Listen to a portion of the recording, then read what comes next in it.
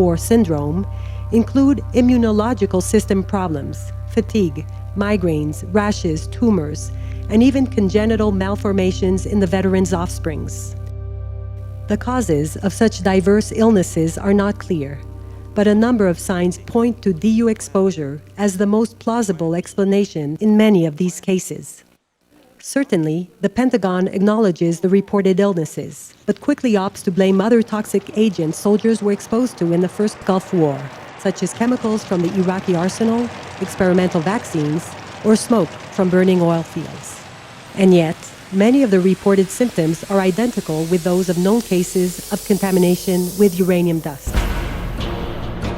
In other war scenarios where those other toxic agents were absent, but a similar syndrome appeared, there seems to be no other explanation.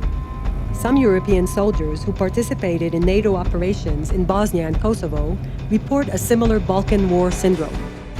And then, after the invasion of Iraq in 2003, the very same symptoms have reappeared among many of the coalition soldiers, a story that New York policeman Herbert Reed and 7 other veterans deployed in Iraq know quite well. I have these rashes that are reoccurring. I have blood in my urine, blood in my stool. I have constant diarrhea. I have muscle and joint aches. I have nerve damage. My left foot is totally numb. My left hand is numb partially from this finger, these 3 fingers right here. And they come and go, and it gets more intense sometimes. I can only walk maybe a half a block without my leg, dragging. I take 60 milligrams of methadone every 6 hours.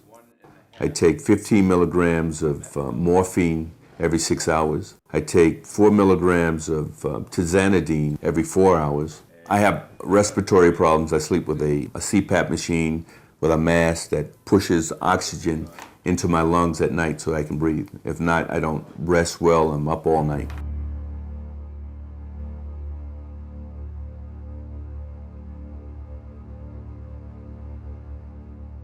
The doctors at Walter Reed said there is no test for depleted uranium, that it was all in our heads, and next thing we knew, we were seeing psychiatrists.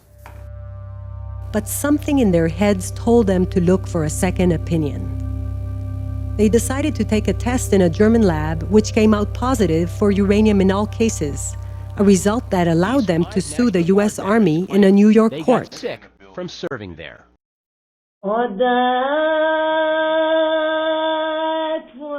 Even worse is the situation for thousands of Iraqi civilians. According to data from medical authorities in Basra, southern Iraq, between 1991 and 2005, the incidence rate of cancer in the city almost doubled, and many individuals present multiple cancer cases. But children are by far the greatest potential victims. They play around and inside destroyed tanks, unwitting about the hazards that lie in their playgrounds, and sometimes their traits remember those of the U.S. veterans' children. I had an opportunity to go to Iraq, and I specifically asked the Ministry of Health that I told them I want to go to these children's wards and cancer wards. What I saw, it almost makes me cry. A lot of spinal problems and a lot of stillborn deaths.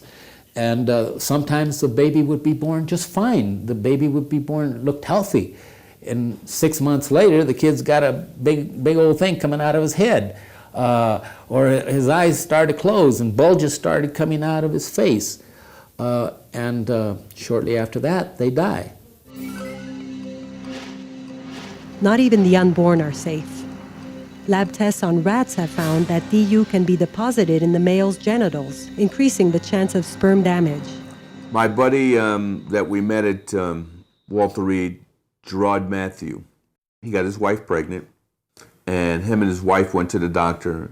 The doctor told him that his daughter was being born with an anomaly of the right hand, which he had no fingers on that hand. Many soldiers, thinking that maybe they might get contaminated, started going to sperm banks. The military reported it and said, well, they were going to sperm banks just in case they got killed. then their wife could get artificial insemination, and then she could have the man's baby after he was gone. Well, that's not really why the soldiers were going. The soldiers were going because they saw what happened in the first Gulf War, and they didn't want to end up having deformed children.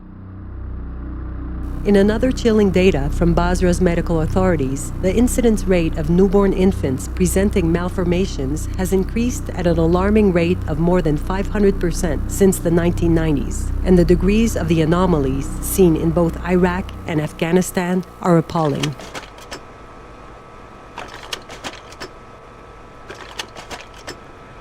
But the U.S. and some of its NATO allies decry all reasonable questioning of the use of DU weapons as some kind of strategic propaganda against their military interests.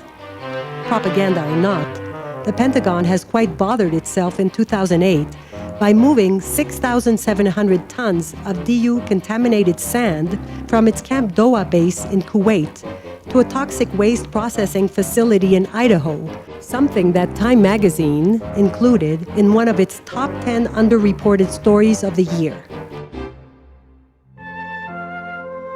Ironically, the Pentagon has a very dark history of exposing its soldiers to toxic environments, and has in fact acknowledged that it concealed to them the dangers of a very hazardous chemical defoliant called Agent Orange, used in the Vietnam War.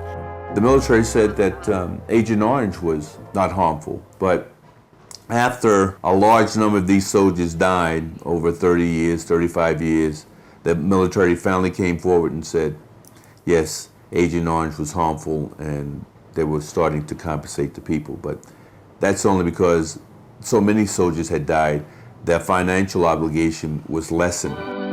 Costs are very relevant in DU diplomacy. There is the alternative of using the metal tungsten as an acceptable substitute for DU. But as tungsten is not a cheap waste, the big military industry will likely oppose. For such a disregard of human costs, companies like General Dynamics or Alliant Tech Systems have scored obscene rewards for making something which only in its name is different from a terrorist weapon. This depleted uranium breaks the spirit, it breaks the mind, it breaks the health. And what does a person have left? And then a troop like Sergeant Reed, he still looks pretty strong, but inside he's starting to deteriorate. Mr. Reed, I think in another 5-6 years, you won't recognize him. That you hear it. This is how I sleep all night. This is a war of calculated indifference. In this war, the most powerful individuals in the planet are confronted with those who have no eyes to see, no mouth to scream, no arms to defend themselves. No horrible noises at night will keep awake such powerful individuals, and all their nightmares will disappear into thin air. Those who master the greatest force in nature will not hold their breaths for anything less than the destruction of the world. No nuclear explosion has taken place. These alpha particles do not penetrate the skin. These are the facts.